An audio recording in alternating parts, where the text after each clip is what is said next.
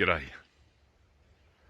Rejoice with those who are rejoicing and weep with those who are weeping. This is one of the many instructions about how to love in the way of Jesus.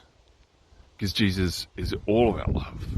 And if we follow Jesus, then we will learn to love in a new and fresh way. And this is one of the instructions. Rejoice with those who are rejoicing and weep with those who are weeping. And it helps us to orientate our hearts away from being all about us and thinking about the people around us. Learning to love in a way that is focused on what is going on for other people. Learning to walk alongside of them, to celebrate with them, and to weep and to mourn with them if that's what it is that they're going through as well.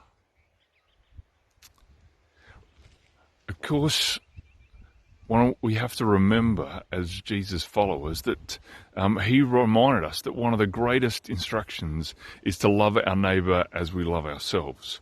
And so what we need to remember is the importance to love ourselves as well, and to celebrate when we have something to celebrate, and to weep when we have something to weep about.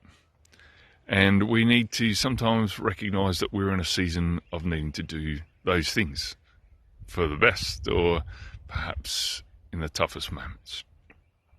But we also need to be thoughtful about what's going on around us and for the people who we are doing life with.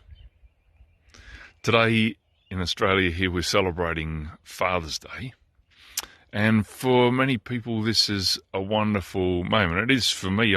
I'm really fortunate and blessed. I have a father and also a father-in-law who are both good men who I look up to and admire deeply.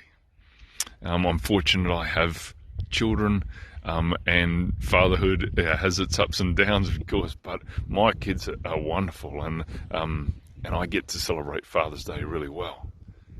But in amongst that, there are plenty of people around us for whom days like Father's Day are tough. People whose experience of their fathers is either pretty minimal or not really positive. People who are grieving the loss of their fathers, either through death or through their absence. People who want to be fathers and who can't be. People who are fathers and who have lost their children. There are plenty of people around us for whom this day is tough, made especially tough by the fact that everyone else is celebrating something which is difficult for them.